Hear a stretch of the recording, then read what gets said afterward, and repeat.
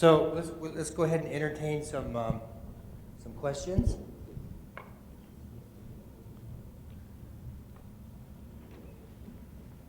Okay, go ahead. You get the microphone, yeah. Hi, my name is Franco Castaldini with Bitstew Systems. I have a question for Scott. Great presentation. Can you talk about the importance of the data model? I saw that as part of your stack, not technology stack, but in one of your slides. The role that that plays and how you address the value of connecting devices to the business applications, and does that provide the glue, and if so, how do you tackle that problem?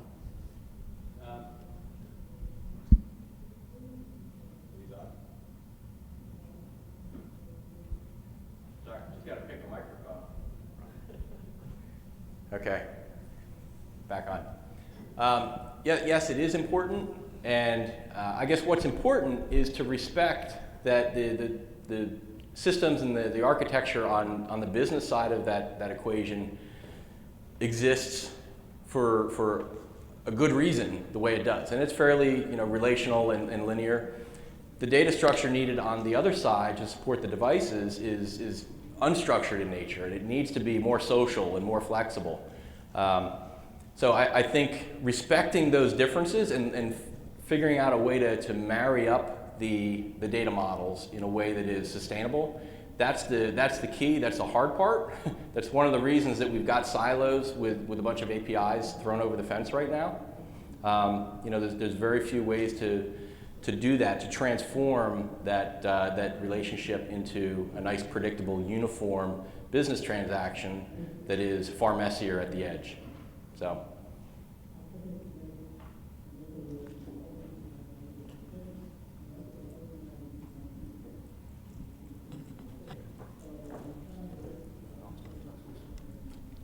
So Scott, a follow-up on that question then. You're talking about trying to figure out how to do those mappings. Are you simply doing one-to-one mappings right now between systems, or how are you being able to move the information from one system, from a business system, into an engineering system? And at what level are you doing that is that the operations level or up at the enterprise?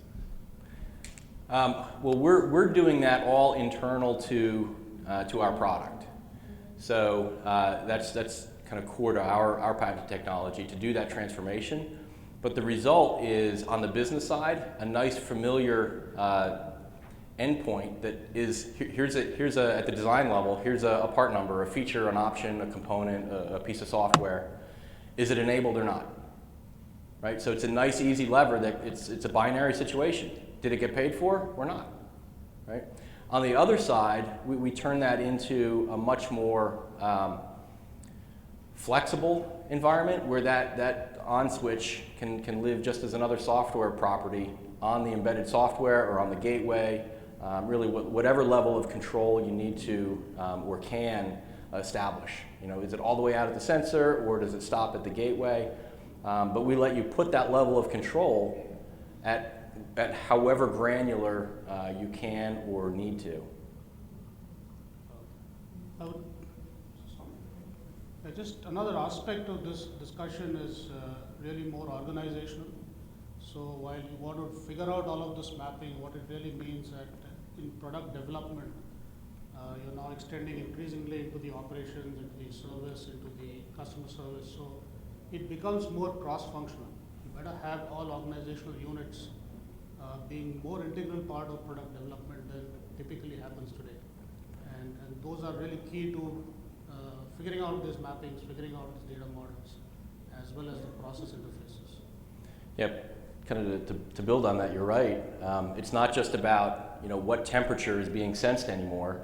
It's being able to reflect whether or not that customer paid to be able to know what temperature it is, right? So there's multiple levels that you can establish. It's not just collecting the data, it's granting access to that data. So that needs to be built into the software as well.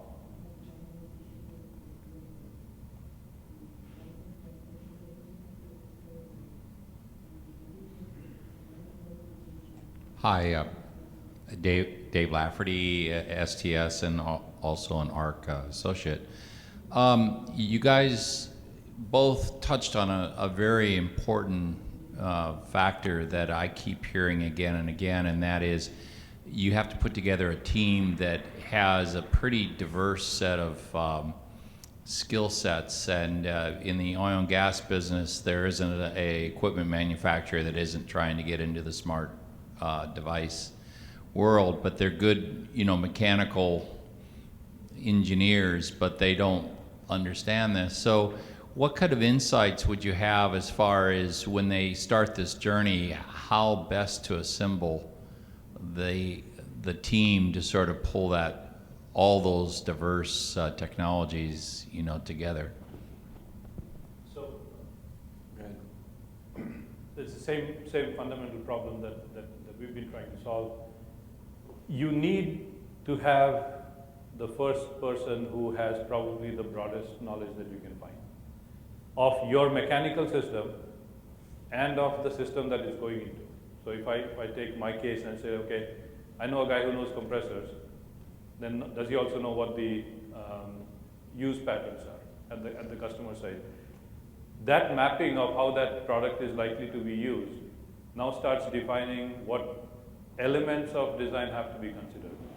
So now you have the guy who actually comes in as the software systems engineer. I said this is a software product, who is able to take that information and convert that into software language, right? Once you have that person, and that person doesn't have to necessarily be the expert who's actually going to design the product, but this is the person who can bridge the mechanical and the application world and the software world, right? He can be an expert in one of them, but he has to be dangerous in the other two, right? Once you have that person, then you can start building up the person who can talk about the devices, what should be the right kind of devices. You can talk about protocols, you can talk about data structures. Now you bring in your process guy who, like Scott alluded to, who says like, okay, at the end of the day, yep, I've got this connected, but what do you want to do with this? How does it tie in with the rest of your ordering process, your service process? So now you start bringing in the specialist under this one. If you think in terms of mechanical world, the chief engineer. So that's the process that we found to become more and more critical, because we've gone through the journey, right? We get a guy who understands, yep, I can do all the software stuff, but has no idea what an oil and gas company application looks like, or even what a compressor is. And so to me, that was probably the single biggest learning, that you need that generic specialist. If I could add to that, I think what this speaks of, even on a larger scale, is this whole notion of systems engineering. Now, that notion of systems engineering has been around for quite a while. And it was also dependent upon what industry was involved in it.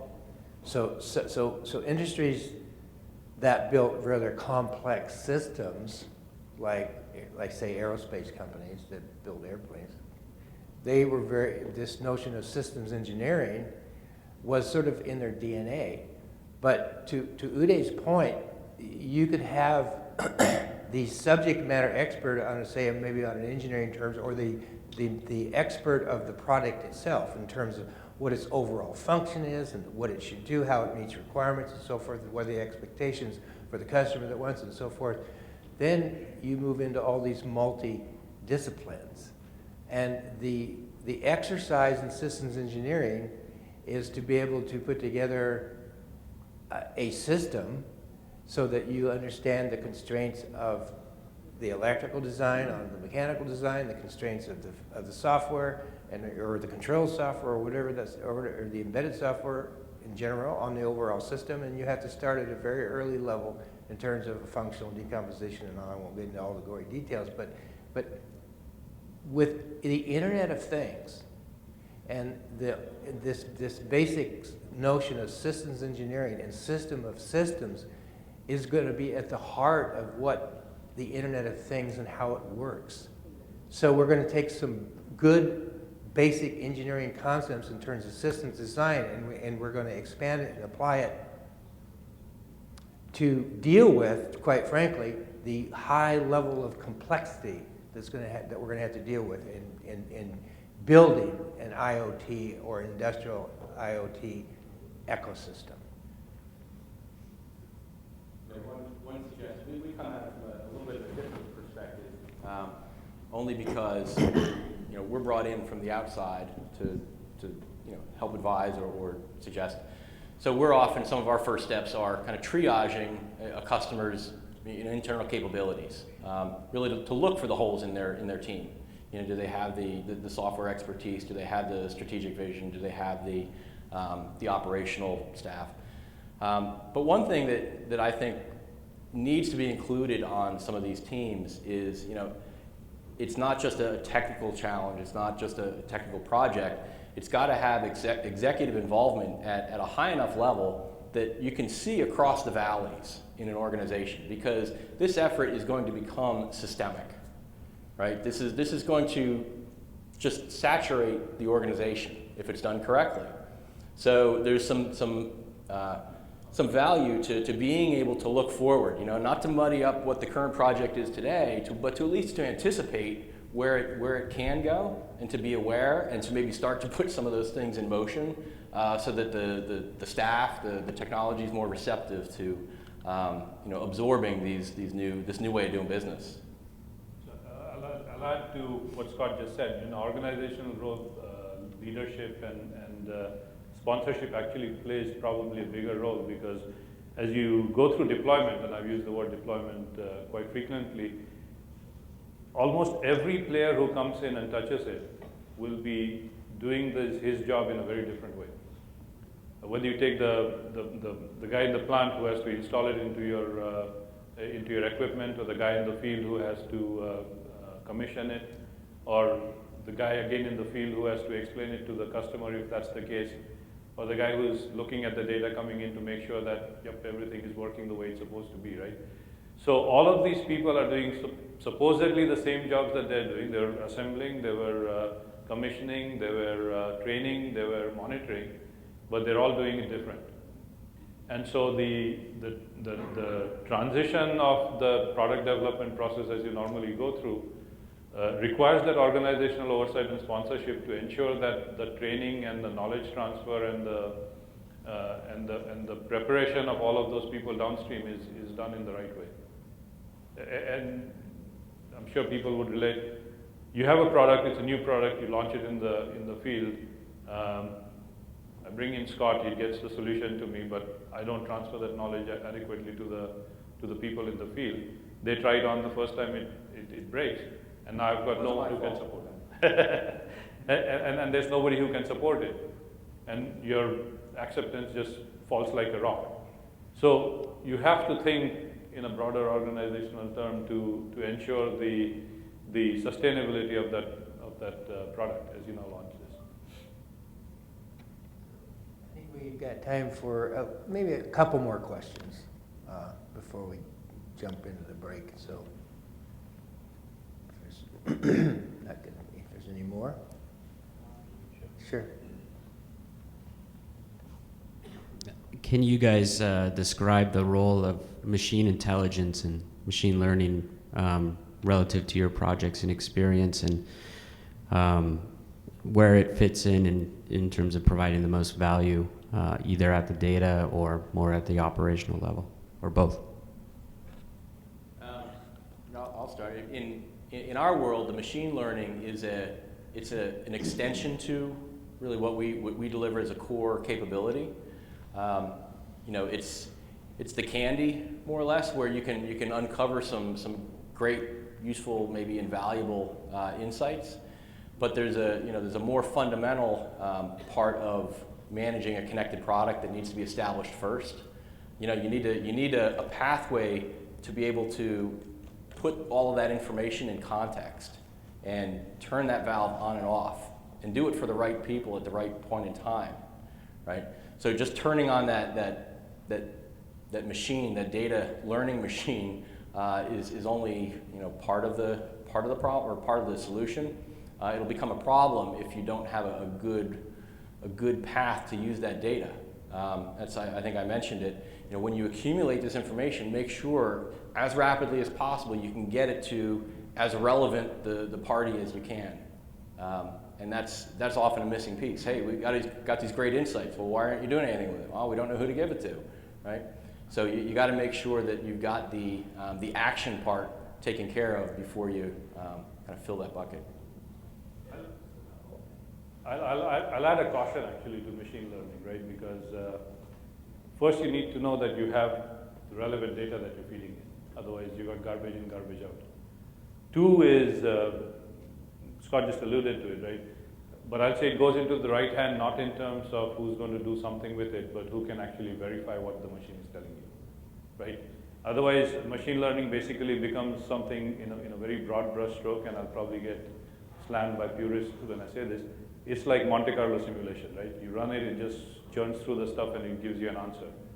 But if you really start looking at what is optimized by Monte Carlo simulation, you'll find it's not practical. The design cannot be manufactured because the optimal width of something is too thin to be manufactured, or the material properties that they say you need to have are not physically attainable, right? So the real value of machine learning starts from the right data, that you have the confidence that that is representative data with the right characteristics, sampling frequencies, whatever else that you want to, and that at the back end you have a way of verifying what that machine learning is telling you. In fact, I think yesterday or 2 days ago, somebody presented where they tested machine learning insights versus expert insights. And they found that about 50% of the time they couldn't tell who was right. Both were about equally good, right? And in about 8% of the time, if I remember the numbers correctly, the expert was clearly right and the machine learning was not. So as with everything else, to use it, you have to be careful. It can give a good insight at the first cut if you've got like millions and millions of data points. Like I said, I've got all these data points and I'm looking at a bunch of data point cloud and I've got no idea what I'm looking at. It can help you find shapes, but you still have to go in and make sure that the shapes are rational to your needs. And I might add to that. The inherent nature of machine learning is that the more is better, because the basic algorithms and get into all the learning and the unlearning those types of it's based on basic pattern matching. So you proposed the question of how's it going to work in an operational? If you have a lot of historical data, and lots of manufacturers have historical data because they've been compelled to keep everything from their production processes because of regulatory constraints and so on and so forth. You can go back and you can query that, and there's a big difference between cognitive computing and what Watson does and what machine learning does, and I think that really, I don't know if that was really made clear in some of the discussions that we've been having here, but in the operational world, if you're just doing real-time data streaming, you have to wonder if you're going to have enough historical data for the machine learning algorithm to actually do enough pattern matching that it really makes any difference. And it's to Uday's point. We go back to, back in the 90s, we were developing expert systems where we were trying to emulate a human expert based on rules-based systems, which were very rigid and had some constraints on them, whereas today's machine learning is based on pattern matching. So the more we can do, instead of 10,000 examples or 10,000 cases or 10,000 pieces of data, we went 10 million, or more, and the more the better. So there's an operational aspect to it, and there's a historical data aspect to it. So you have to put it in the right context.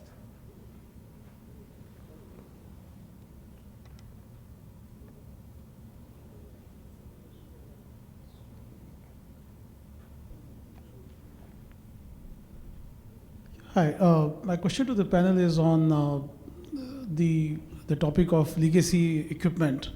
And have you come across, and I'm sure you must have, but I want you to enlighten on a business case for enabling the installed base, which is non-IoT enabled per se, versus manufacturing new IoT-enabled devices. And I'm keeping this question in the context of Uday's on Ingersoll and compressors example as well. That how do you? There is a large installed base which is maybe some of them collecting the data and not connected through IoT. And have you struggled, and how do you formulate a business case, whether we enable them or we sell those customers a new IoT equipped device per se? That is actually, you hear me okay? That actually is the core of a lot of the discussions internally, right? Because it's one of the things I mentioned, you need to formulate your expected outcome, and you need to formulate your question correctly. So you got a 30-year-old product that's out in the market, and that becomes then the question is, do I upgrade it? And maybe that becomes a selling point because I can sell a newer control system to that customer, and say that it goes back to the earlier comment that was made. It's not obsolescence; it's life prolonging activity, because the thick half-inch piece of metal that makes up the compressor, nothing's happening to that, right? But this is part of the business case work that goes on to say that, okay, at what point do you say that if you want connected product, then you have got to upgrade the control system that will let you have the connected product. To a certain extent, you can do it simpler by adding maybe an adapter that takes in whatever electro-pneumatic control system that you have and gives you a way of gathering the data. The only question over there becomes is that whatever system that exists may not actually be collecting the relevant data. If that happens, if that's the case, then you really have to go to the whiteboard and say, like, no, I've got to have to put the sensors in there to get the right data out.